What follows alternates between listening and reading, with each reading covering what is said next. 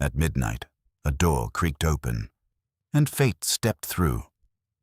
Welcome to Shadow Deduction. I am your host, Cluecraft.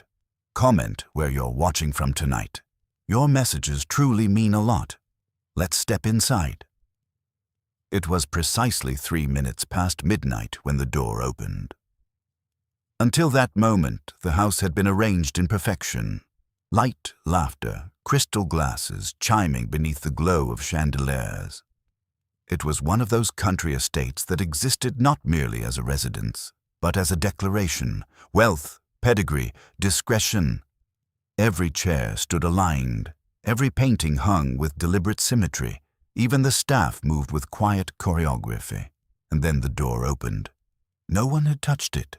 The guests were gathered in the drawing room, a collection of silk gowns, tailored dinner jackets, whispered rivalries, and carefully disguised resentments.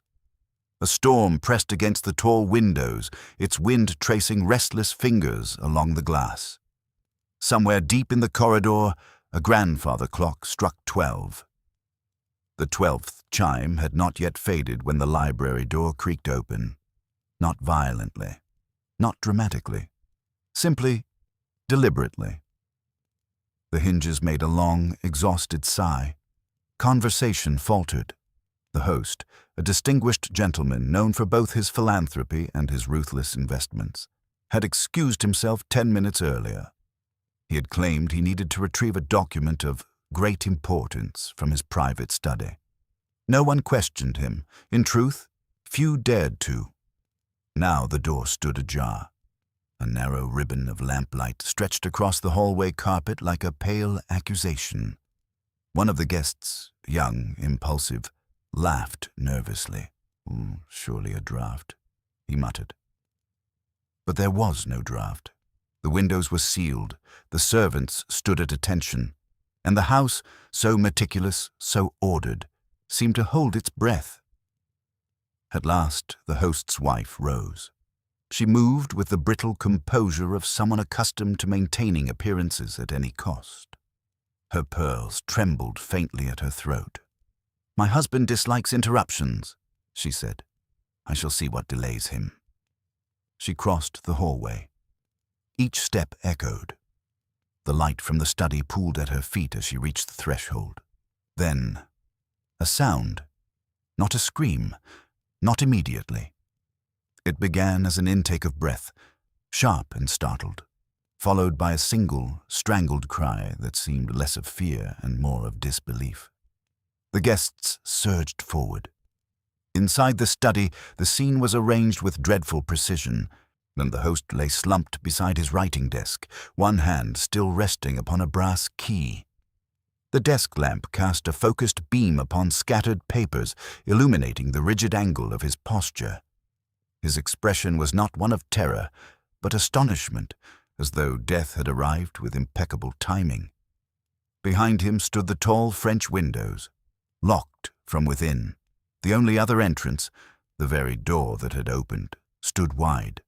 There was no weapon visible, no overturned furniture, no sign of struggle. Only the clock on the mantel, its ticking absurdly loud in the stunned silence. And beneath it, on the polished floorboards, a single object, a folded sheet of parchment.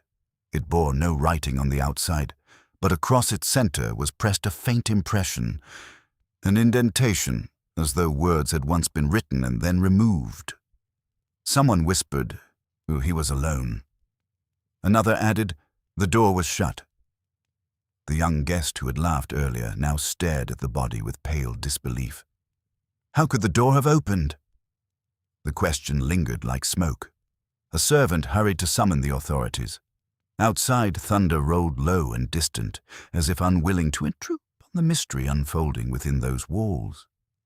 The household assembled in the drawing room once more, though the atmosphere had shifted from elegance to accusation. Each guest avoided the other's eyes. Each seemed suddenly aware of proximity, of timing, of alibi. Every one of them had heard the door. Every one of them had been present, and yet none had seen who opened it. Within the hour, the local inspector arrived, a competent man, earnest and methodical. He surveyed the study with furrowed concentration, noting the locked windows, the absence of a weapon, the untouched arrangement of furniture. Heart failure, perhaps, he ventured cautiously. But the physician, summoned from a nearby estate, shook his head after examination. There is nothing natural about this. A faint puncture mark had been discovered at the base of the victim's neck, so small it might have been overlooked entirely. The room grew colder. A dart, someone suggested.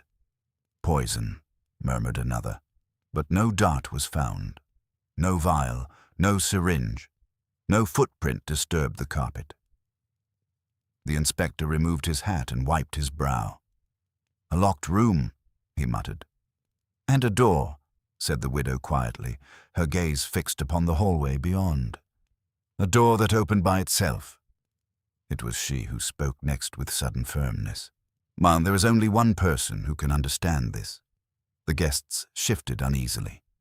"Send for him," she said. "Send for Monsieur Hercule Poirot." The name moved through the room like a current. Some expressed relief. Others, though they tried to conceal it, did not. For there was something unsettling about the Belgian detective. His reputation for extracting truth from the smallest inconsistency was legendary. He did not chase footprints or measure cigar ash. He observed people. He noticed tremors in the voice, contradictions in phrasing, the subtle rearrangements of memory. And in this room, where every guest had reason to resent, to envy, or to fear the dead man, such observations might prove devastating. The storm intensified. Upstairs, a draft passed once more along the corridor. The study door, still ajar, creaked faintly as if recalling the moment of its betrayal. No one dared close it. No one wished to touch it. For somewhere between the 12th chime and the half-past hour, a life had ended without witness, and a door had opened without hand. And in that simple motion lay the beginning of a most intricate affair. Far away, unaware as yet of the summons that would soon arrive, Hercule Poirot adjusted a vase upon a small table in his sitting room, aligning it precisely with the edge of the mantel. Order, after all, must be maintained, even when chaos knocks at midnight. The request for Monsieur Poirot went out before the storm had spent its temper. A telephone call was placed from the estate office to a number in town and from town. So the inspector assured everyone, and with the air of a man clinging to procedure, a message would be delivered by motor car to the detective's hotel. The widow listened with a face composed into calm, yet her fingers worried the pearls at her throat as though they were rosary beads. The inspector, whose name the guests learned was Inspector Mallory, returned to the study and made a second, more careful circuit. He did not like mysteries that refused to behave. A door that opened without a hand offended his sense of the world. "Locked from within," he muttered again, testing the French windows for the third time. He pressed his palms against the glass, as if hoping the pain might confess. No disturbance on the carpet, no struggle, yet a puncture on the neck.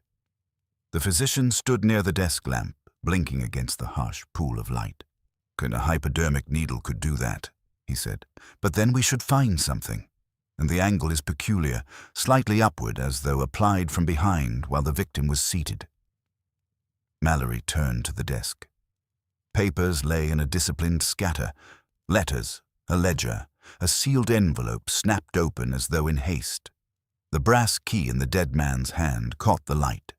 Mallory eased it free and held it up. A key to what, I wonder? He searched the drawer nearest the lamp. It was locked. He tried the brass key, and the lock yielded with a soft click that sounded indecently loud in the silent room. Inside, among neatly stacked documents, was an empty space, an absence as deliberate as any object. The wood bore the faint outline of something that had lain there for years. "A box," Mallory said, his voice tightening. "A small strong box. Ah, perhaps." The widow, who had returned despite herself, stared at the empty drawer as though it were a wound. "It was there," she said. "He kept it there always." "And what did it contain, madam?" Her gaze flicked, so fast it might have been imagined, toward the gathered guests in the doorway. "Private papers," she answered. "Family matters." Mallory was not satisfied, but he was not a fool. Family matters, spoken in that tone, meant money, disgrace, or both. He nodded once and made a note. On the floor, the folded parchment still lay where it had been discovered. Mallory crouched, using the edge of his pencil to lift it without touching. He unfolded it carefully. The paper was thick, expensive, old-fashioned. Yet it was blank. Blank, and still not blank. Mallory tilted it beneath the lamp, and a pale network of impressions revealed itself. Faint grooves where a pen had once pressed. Someone had written a message with force, and then removed the written sheet above it. What remained was the ghost of words. "A trick," Mallory muttered. "An impression copy." He glanced up sharply. "Who found this?" The young guest who had laughed earlier, Mr. Adrian Voss, a handsome man with 2 bright eyes, shifted in place. "We all saw it," he said. "It was just there." Mallory's eyes narrowed. "No one picked it up before me." A chorus of denials rose, a little too quickly. The inspector turned away, dissatisfied with the air of the room. Something here was performative. People were remembering what they should have done, rather than what they had. He moved to the door that had opened, and examined the latch, the frame, the hinges, and the brass handle was cool, unmarked. No scratch, no sign of tool or wire. Yet he could not rid himself of the sensation that the door had acted with intent. He stepped into the corridor and looked down its length. On either side, paintings watched with stiff-eyed disapproval. At the far end, the stairs rose into shadow. "Who was in this corridor when the door opened?" he asked. They exchanged glances. The drawing room had been full, but people moved in and out for small reasons. A drink, a cigarette, a whispered conversation. A woman spoke first. Miss Celeste Arundel, a poised figure in a dark gown whose smile never quite reached her eyes. "I was in the drawing room with the others," Mr. Voss added quickly. "So was I." A heavy-set man with a military mustache, Colonel Hargreaves, cleared his throat. "I stepped into the hall for a moment, to smoke. I was near the fireplace alcove, not the study door." Mallory seized on that. "How long were you in the hall?" "Perhaps 2 minutes." "And you saw no one approach the study?" "No." "Did you see the door open?" The colonel hesitated. "I heard it. The sound carried. When I turned, it was already open." Mallory's pencil scratched faster. He turned to a quiet man who had said little. Mr. Lionel Graves, the dead man's personal secretary, thin and precise, with ink-stained fingers that looked almost guilty by nature. "And you, Mr. Graves? Where were you?" Graves' voice was smooth, rehearsed. "In the drawing room. I was speaking with the household manager about tomorrow's schedule." "The household manager?" Mallory repeated. His eyes moved to the man standing stiffly by the doorway, a pale, controlled figure with a ledger-like face. Name?" "Mr. Dallow," the man said. "I manage the staff." Mallory nodded once. "You will all remain," he said, raising his voice to include every guest and servant hovering in the edges. "No one leaves this house until I'm satisfied. This is a crime, murder very likely, and there is also theft. The strongbox is missing." A soft stir went through the room. Theft made it uglier, more intimate. A death could be a tragedy. A theft implied motive, planning, greed.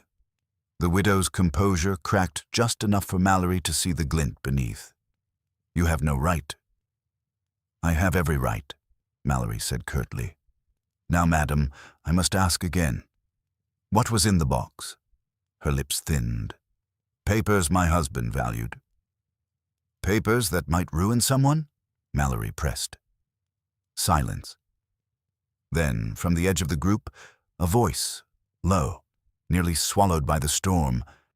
"There are things he kept," said a young woman, Miss Evelyn Harrow, whose pale face had been taut since the body was found. Things he shouldn't have had. Every head turned to her. Her hands were clenched so tightly that her knuckles shone. She did not look at the widow. She looked instead at the dead man's study, as though the open door were still accusing her. Mallory stepped toward her. "And what things would those be, miss?" Evelyn swallowed. "Letters," she said. "Letters that didn't belong to him. Letters that could destroy lives." Behind her, Mr. Graves, the secretary, went abruptly still, as if someone had struck a silent chord in him. Mallory's eyes sharpened. Outside, thunder cracked, closer now, as though the sky itself leaned in to listen. And in the quiet that followed, the open study door creaked again, softly, insistently, like a reminder that the house had already begun to speak. Inspector Mallory did not immediately press Miss Evelyn Harrow further. Experience had taught him that the first crack in composure often widened if left undisturbed. Instead, he let the silence stretch, thick and oppressive, while the storm rattled the panes and the open study door whispered faintly against its hinges. "Letters," he repeated at last, his tone deceptively mild. "What letters, miss?" Evelyn's gaze flickered, first to the widow, then to Mr. Lionel Graves, the secretary. It lingered there a fraction too long. Graves adjusted his cuffs with careful precision, but a bead of perspiration glimmered at his temple. "Private correspondence," Evelyn said finally. "Some of them were not obtained honorably." A murmur rippled through the guests. The implication was clear enough. Blackmail. The widow's voice cut sharply through the air. "That is a vile suggestion." "Is it?" Evelyn shot back, surprising them all with the force in her tone. "He kept copies. He made certain of it." Mallory's pencil paused. "Copies of what?" But before Evelyn could answer, Graves stepped forward, his voice smooth and almost conciliatory. "Inspector, this is unseemly. The poor girl is distressed. My employer was a man of considerable business interests. He dealt in sensitive information, negotiations, contracts. It is quite natural that such documents be secured." Mallory studied him. "And you managed these documents?" "I assisted, yes." "So you would know what was in the missing box?" Graves hesitated, barely perceptible, yet unmistakable. "Not entirely. And for the others to remain where they were, Only the physician and a constable accompanied him inside." Mallory closed the door, firmly this time, and examined the latch again. He opened and shut it several times, listening to the mechanism. It was simple, solid. It did not swing open of its own accord. Yet it had. He stepped back to the desk. The lamp still burned, casting long shadows that trembled with each pulse of lightning. The chair was positioned squarely before the blotter, as though the victim had been seated and working when death arrived. No overturned inkstand, no scattered papers beyond what might accompany hurried reading. Mallory crouched beside the body once more. The puncture mark at the base of the neck fascinated him. It was small, precise. Whoever had administered the poison, if poison it was, had done so with skill. Not a wild thrust, but a calculated insertion from behind. Yet there were no signs of anyone standing behind the chair. The carpet bore no imprint. Unless, he thought grimly, the murderer had been invited close enough to avoid leaving one. He rose and approached the mantel clock. It ticked steadily, indifferent to human drama.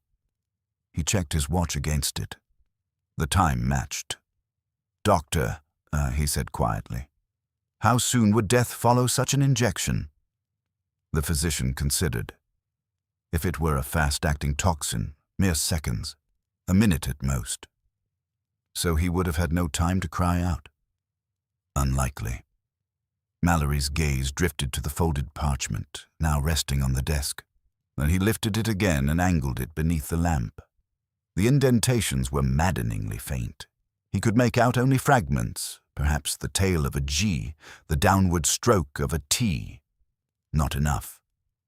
"We shall attempt a pencil shading," he muttered. "If someone pressed hard enough, the words may yet speak." He turned sharply at a knock. The constable admitted the colonel, who had insisted on clarifying his earlier statement. "I've been thinking," Colonel Hargreaves said stiffly. "When I was in the corridor, I recall hearing something before the door opened." "What kind of something?" "A metallic sound. Soft, like a click." Mallory's eyes sharpened. "From the study?" "I cannot be certain, but it came from that direction." "A click," Mallory repeated. He looked at the brass key lying on the desk. The drawer lock had clicked when opened. "See anyone else in the corridor?" "Mallory, see anyone else in the corridor?" Mallory asked. "No." "Not even near the staircase?" The colonel hesitated. "I thought I saw movement at the far end, but the lighting is poor. It may have been a servant." Mallory made another note. When he rejoined the others in the drawing room, he found the atmosphere tighter than before. Conversations had dwindled to whispers. Suspicion had begun its slow, poisonous spread. He addressed them evenly. "The missing box suggests motive.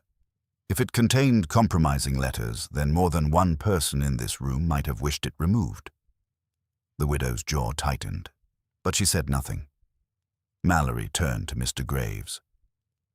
"As secretary, you would have had access to keys." "I did not possess the key to that drawer," Graves replied quickly. "But you knew where it was kept?" Graves faltered. "In his waistcoat pocket or on his desk." "And tonight?" "I cannot say." Mallory let the implication hang. Miss Evelyn stepped forward again, her composure fraying. "You're looking in the wrong direction." "Am I?" Mallory asked coolly. "The box was missing before he died." The statement struck like a dropped glass. "What do you mean?" the inspector demanded. "I saw him earlier this evening," Evelyn continued, her voice trembling but resolute. "He opened the drawer to show me something. The box was not there then." The widow stared at her. "That is impossible." "It is not," Evelyn insisted. "He seemed agitated, more than usual.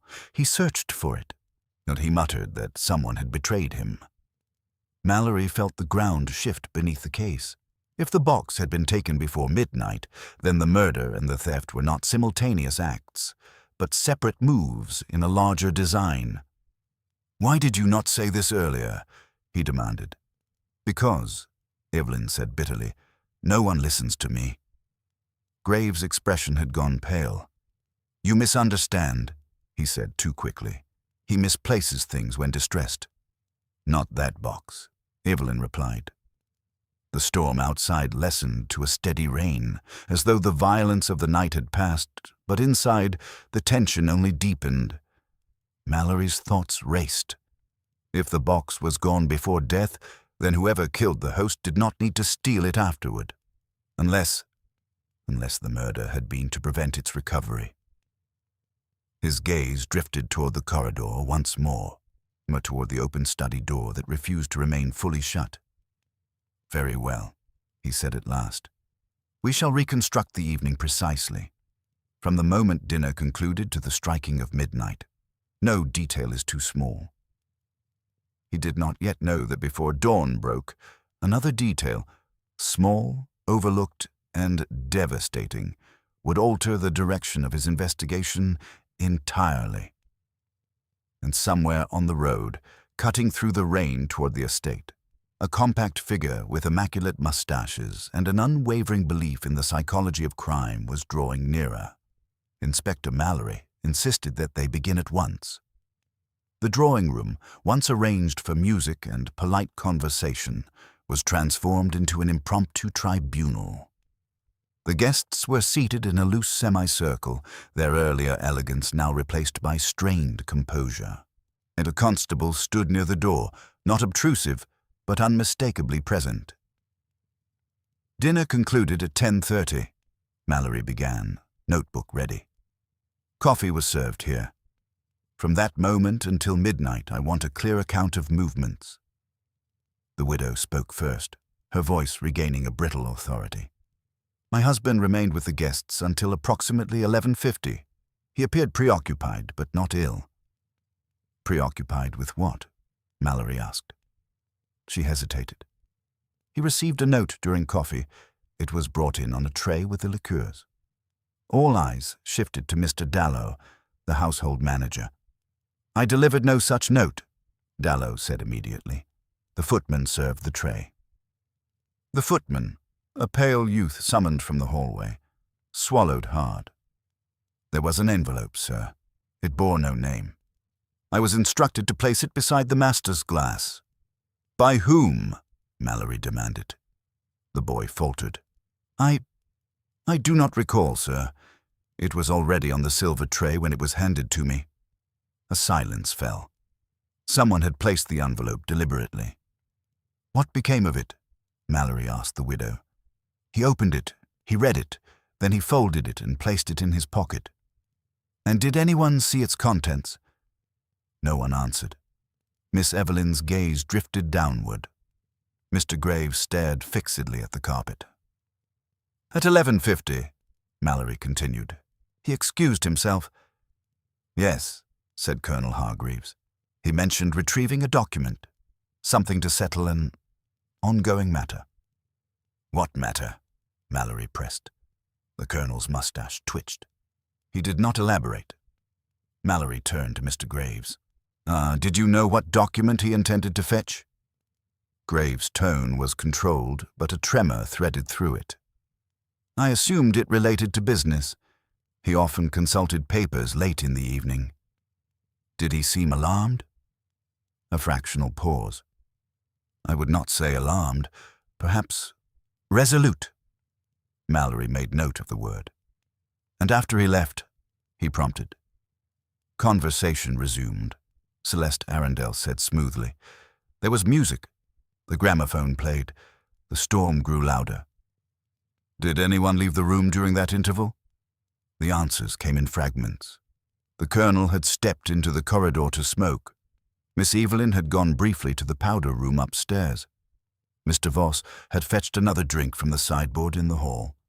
Graves claimed he remained in the drawing room throughout. Mallory wrote each movement carefully. And the timeline narrowed. Between 11:50 and midnight, the host had been alone in his study. Or so it seemed. "And the door?" Mallory asked quietly. "Who first saw it open?" "We all heard it," Voss said. "It creaked." "But you saw it already ajar?" "Yes." "None of you touched it?" A murmur of agreement. Mallory closed his notebook with a soft snap. The reconstruction was incomplete. Too many minor absences, too many overlapping alibis. Each interval was small, easily explained, yet together they formed a gap large enough for murder. He dismissed them temporarily, instructing that no one retire to their rooms without permission. The constable remained in the corridor while Mallory returned once more to the study. He stood very still, imagining the sequence. The host enters at 11:50. He locks the door. Or does he? But he reads the mysterious note. He discovers the strongbox missing, if indeed it was already gone. Perhaps he searches the drawer again. Perhaps he realizes he has been betrayed. Then someone enters. But how? The windows were locked from within. The door, according to all accounts, was closed until midnight. No one reported hearing footsteps. Mallory's gaze lifted to the ceiling. The study lay beneath a guest chamber, unused tonight. He made a mental note to inspect it at once. As he stepped back into the corridor, his attention caught on something subtle, almost nothing at all. The carpet runner, patterned in deep burgundy, lay smooth and undisturbed except near the threshold of the study. There, just at the edge where wood met fabric, a faint irregularity showed, a slight ripple, as though the carpet had been lifted and replaced with care. Mallory crouched, fingers brushing the surface. The ripple flattened beneath his touch. He rose slowly. "Constable," he said. "Fetch me a thin blade." When it was brought, he inserted it carefully beneath the runner's edge and lifted. There, hidden in the narrow seam between carpet and floorboard, lay a slender object no longer than a fountain pen. It gleamed faintly in the lamplight, a small metal tube with a fine needle at one end.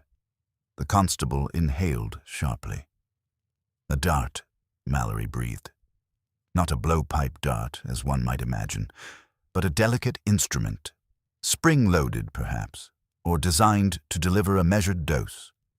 It had been concealed hastily, yet cleverly. He examined the needle tip without touching it. A faint residue clung there, colorless but unmistakable. "So," he murmured. The weapon was not removed after all. But even as satisfaction flickered, doubt followed. If the murderer had concealed the dart so near the door, why not remove it entirely? Why leave it within the house? Unless there had been no time. Or unless the concealment itself was part of a larger misdirection. He straightened, mind racing. The puncture had been delivered from behind while the victim was seated. A silent approach, a swift injection, then immediate death. The murderer would have needed proximity and trust. Mallory looked down the corridor toward the staircase, and then he noticed something else. On the brass handle of the study door, barely visible in the dimness, was a faint smudge. Not of dirt, but of something slightly darker than the polished metal. He leaned closer. It was not blood, it was graphite, and as though someone with pencil-marked fingers had touched the handle. His thoughts leapt instantly to the folded parchment and the secretary with ink-stained hands. But he checked himself. Ink was not graphite. And suspicion, if indulged too quickly, blinded a man to better answers. Behind him, a carriage engine approached on the gravel drive. Mallory did not yet turn. He remained staring at the door handle, at the faint trace that suggested someone had closed or opened the door after handling paper. The engine cut. A moment later, footsteps approached the entrance hall, measured, deliberate. And in that instant, before a single word was spoken, Inspector Mallory sensed that the balance of the investigation was about to shift. For if logic alone could not untangle a door that opened after midnight, perhaps psychology would. Far less drama than the study had earlier, yet its effect upon the household was immediate. Conversation ceased mid-sentence. Even the storm, now reduced to a steady rain, seemed to quiet in deference. Hercule Poirot stepped inside, removing his hat with precise deliberation. His overcoat bore the faint sheen of rain, but otherwise he appeared untouched by the night's disorder. His mustaches were immaculate, their symmetry a silent rebuke to the chaos within. Inspector Mallory moved forward at once. "Monsieur Poirot, I regret the hour." "But of course not, Inspector." Poirot replied smoothly, his eyes already observing, cataloguing. "Crime, and it does not consult the clock." His gaze drifted across the assembled faces, lingering not upon the loudest or the most agitated, but upon the stillest. "Ah, the atmosphere, how you say, is charged." "You have been informed of the essentials?" Mallory asked. "A death in a locked room, a door that opens itself, a missing strongbox." Poirot's head tilted slightly. "And I think several consciences that are not entirely tranquil."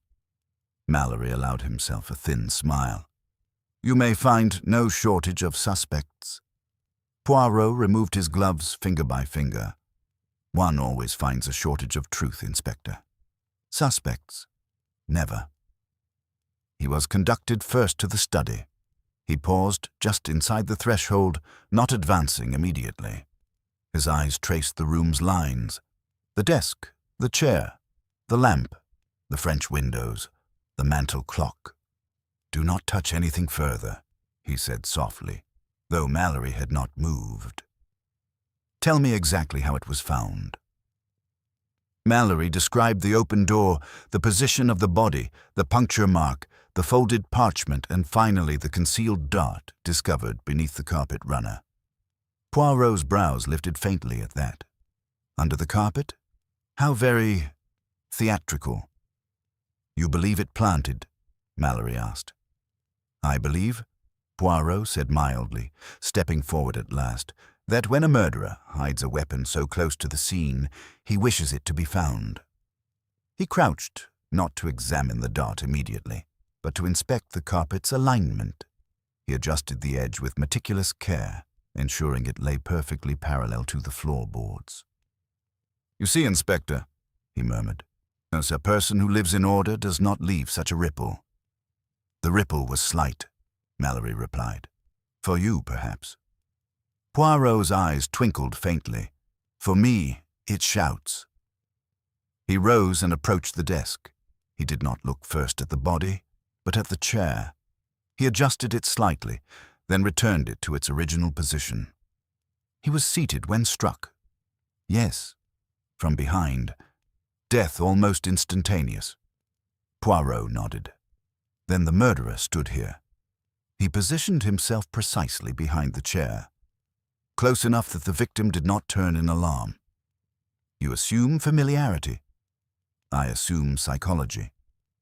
Poirot leaned closer to the desk's surface. "And this parchment?" Mallory handed it to him carefully. Poirot held it to the light, angling it delicately. His expression sharpened. "Ah, the ghost of words. We intend to shade it with pencil," Mallory said. "Later. Not yet." Poirot ran a finger just above the surface without touching. "It tells us something already." "What?" That the writer pressed hard. With emotion. Poirot's gaze flicked briefly toward the door, and that the paper beneath was important enough to remove. He moved then to the door handle. His eyes narrowed at the faint smudge of graphite. "You observed this?" "Yes." Poirot did not reply at once. Instead, he removed a small handkerchief and gently dabbed near the mark, careful not to erase it entirely. He examined the residue on the cloth. "Not ink," he said quietly. "Graphite, yes. From a pencil. Someone handled paper. And then this door." Mallory crossed his arms. The secretary's fingers are often stained. But ink stains differently." Poirot smiled faintly. "Ink seeps. Graphite dust rests." He straightened and finally regarded the body. His expression grew solemn, not theatrical, but respectful. "You have the time of death?" "Within a minute of midnight." "And the door opened at the same moment?" "Yes." Poirot's gaze drifted toward the mantel clock. "Clocks, Inspector, are obedient things. Doors are not. You suggest manipulation. I suggest design." He stepped back into the corridor, glancing along its length. His eyes paused at the staircase, then at the far alcove where the colonel had claimed to smoke. "Who stood where?" he murmured. "Who moved? Who did not?" Mallory followed him into the drawing room, where the suspects waited in taut silence. Poirot surveyed them calmly, hands clasped behind his back. "Mesdames et messieurs," he said gently, "permit me to express my condolences. A life has ended, but also something else has ended tonight. An arrangement, an advantage, a fear." His gaze settled briefly on Evelyn, then on Graves, then, fleetingly, on the widow. "I ask only one question, for now." His tone was light, almost conversational. "When the door opened at midnight, who among you was not surprised?" The effect was immediate. Voss blinked in confusion. The colonel frowned. The widow stiffened, but Mr. Lionel Graves, just for the smallest fraction of a second, did not react at all. Poirot's eyes did not miss it. He inclined his head slightly, as though acknowledging a silent reply. "Yes," he said softly. "It is always the reaction that betrays us." And with that, the true investigation had begun, not of footprints or hidden darts, but of minds. The rain had ceased by the following evening, leaving the estate washed in a deceptive calm. The sky was pale, almost innocent. Inside the drawing room, however, the air was taut with anticipation. Hercule Poirot had requested that everyone assemble once more. Chairs were arranged in a deliberate semicircle. The widow sat upright, composed but pale. Colonel Hargreaves stood rigid near the mantel. Celeste Arundel watched with feline stillness. Adrian Voss shifted restlessly. Evelyn Harrow clasped her hands tightly in her lap. Lionel Graves stood slightly apart, as though already distancing himself from what was to come. Inspector Mallory remained near the door, arms folded, outwardly skeptical but inwardly curious. He had followed Poirot's quiet instructions throughout the day, the careful shading of the parchment to reveal its ghostly message, the inspection of the upstairs guest room, the re-examination of the timeline down to the minute. Poirot stood before them, immaculate as ever. "Mesdames et messieurs," he began gently, "we concern ourselves with 3 questions. First, how was the murder committed? Second, why was it committed? And third, why did the door open at midnight?" He clasped his hands behind his back. The weapon was found hidden beneath the carpet runner near the study door. A delicate device, a spring-loaded injector capable of delivering poison swiftly and silently. But it was hidden badly. Too conveniently. It wished to be discovered. Mallory gave a slight nod. The puncture on the neck tells us the victim was seated. So the murderer stood behind him, close, trusted. There was no struggle. Therefore, the victim did not fear the person who approached. Poirot's gaze drifted across the room. Now we come to the strong-box. It was missing before midnight. Mademoiselle Evelyn spoke truly. The victim searched for it earlier that evening. He had received a note during coffee, a note that agitated him. He lifted the restored parchment carefully. The indentation upon this page, when shaded, revealed part of its message. It read, "At midnight, the door will open. Return what you took, or all shall be exposed." A stir ran through the room. "Yes," Poirot continued softly. "The door will open. That was not a threat of the supernatural. It was an instruction, a signal." He turned toward the study door, visible down the corridor. Now, the victim expected someone at midnight. He left the door unlocked deliberately. The widow inhaled sharply. The colonel heard a metallic click moments before the door opened. That click was the turning of the drawer key. The victim opened the drawer once more, perhaps hoping the strong-box had been returned. Poirot paused, but it had not. He turned suddenly, eyes settling on Lionel Graves. "Monsieur Graves, as secretary, you had access to all correspondence. You knew which letters were kept. You also knew they could destroy reputations, perhaps your own." Graves' expression remained composed, but the color had drained from his face. "You mistake me," he said evenly. "Do I?" Poirot tilted his head. "Your fingers are often marked with ink, but on the study door handle was graphite, pencil dust. Earlier that evening, you drafted a copy of the anonymous note. The indentation upon the parchment beneath betrayed you." Graves said nothing. "You removed the strong-box before midnight," Poirot continued. "You intended to retrieve certain letters implicating you in financial improprieties discovered by your employer." Mallory stepped forward slightly. "The victim realized the theft," Poirot said. "The note was your attempt to frighten him into silence, to suggest another hand at work. But when he went to the study at midnight and found the box still gone, you followed." Graves' composure cracked just slightly. "There is no proof." "There is psychology," Poirot replied gently. "When I asked who was not surprised by the opening of the door, you alone did not react. Because you knew it would open. Now you had arranged it." A silence fell so deep it seemed to swallow the room. "The door," Poirot said quietly, "was held shut by a thin cord looped discreetly through the latch and passed beneath the carpet runner. Hence the ripple Inspector Mallory observed. You stood at the far end of the corridor. At midnight you pulled the cord. The latch lifted. The door swung open. Colonel Hargreaves exhaled sharply. "You had already administered the poison moments earlier," Poirot continued. "You entered the study under the pretense of returning the strongbox. You approached from behind. A swift injection. Death was almost instantaneous." Evelyn gasped softly. "You concealed the injector beneath the carpet near the door, intending perhaps to retrieve it later. But the dramatic opening of the door was your true masterpiece. And you wished to create an illusion, a locked room mystery, something impossible, something that would distract from motive."